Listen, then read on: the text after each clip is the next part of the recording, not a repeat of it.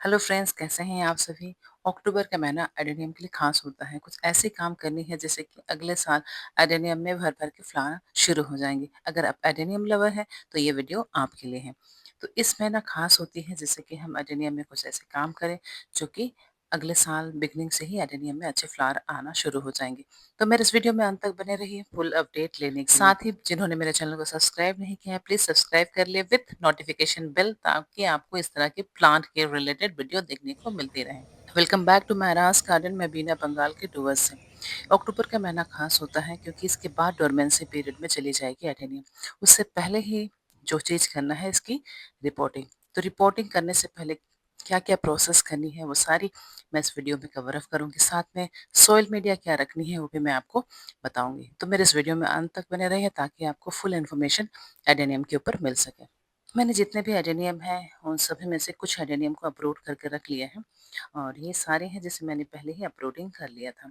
तो ये इन सबों में से अगर आप चाहें तो इसे धोकर भी रख सकते हैं, क्योंकि धोना इसलिए भी ज़रूरी है कि अगर धोते हैं तो इसमें से बहुत सारे जहाँ सड़न है, कुछ फंगल इन्फेक्शन है या फिर अधिकतर फंगल इन्फेक्शन मिल ही जाती है, तो उन सबों को आप चेक कर सकते हैं और उसमें फंगिसाइड लगा के कुछ दिनों तक इस तरह से छोड़ सकते हैं। जैसे देखिए यहाँ पर भी कुछ सड़न हुई थी और अपने आप हील हो गई थी, लेकिन इन सबों के ऊपर भी अभी रिपोर्टिंग करते समय इन सबों चीज़ों को देखना बहुत ज़रूरी पड़ता है। जितने भी बड़े मेच्योर प्लांट हैं अगर उसे महीनों भी आप इस तरह का निकाल कर छोड़ दें तो ये कुछ होने वाली नहीं है।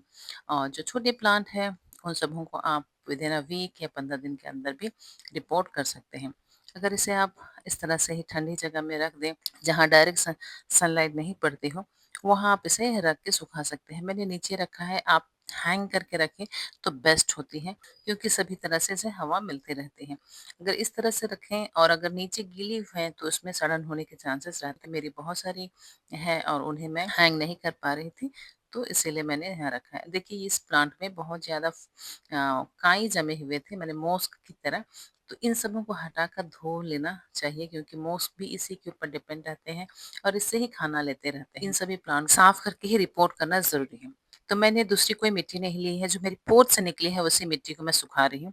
ये अच्छी तरह जब सूख जाएंगी, आप इसे सप्ताह भर भी सुखा सकते हैं। और सूख जाने के जैसे ये मेरी छत की जो निकली हुई एडेनियम है यहाँ है, और वो जो थी वो नीचे वाली थी। और बहुत सारे मैंने अभी भी नहीं निकाले हैं, मेरी काफ़ी सारी है। और सूख जाने के बाद इसे मैं अच्छी तरह से फंगीसाइड लगा दे रही हूँ।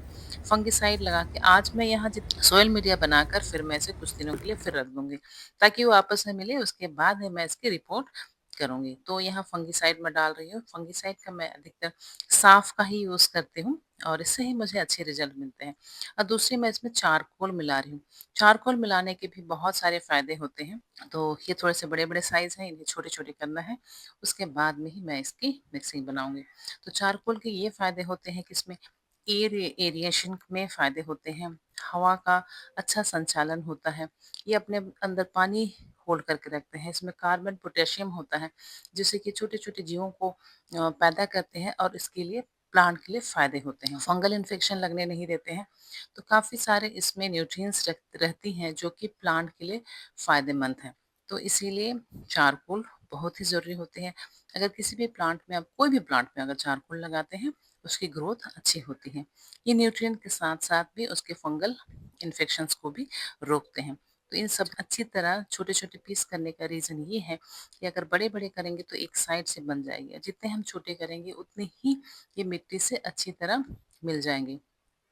तो इन्हें अच्छी तरह मिलाने के बाद चारकोल लगा रहे हैं, उसके बाद है मैं राइस हस्क दे रही हूँ। राइस हस्क भी काफ़ी फ़ायदेमंद होती है। राइस हस्क से आपकी सॉइल मीडिया जो है ने काफ़ी हल्की हो जाती है, वाटर होल्ड अपने साथ करती है और एयर एरिएशन का भी काम करती है। साथ में इसकी बहुत सारी गुणवत्ता होती है, जैसे सिलिका, पोटेशियम, फास्फोरस होती है, जो कि प्लांट के लिए काफ़ी फ़ायदेमंद है।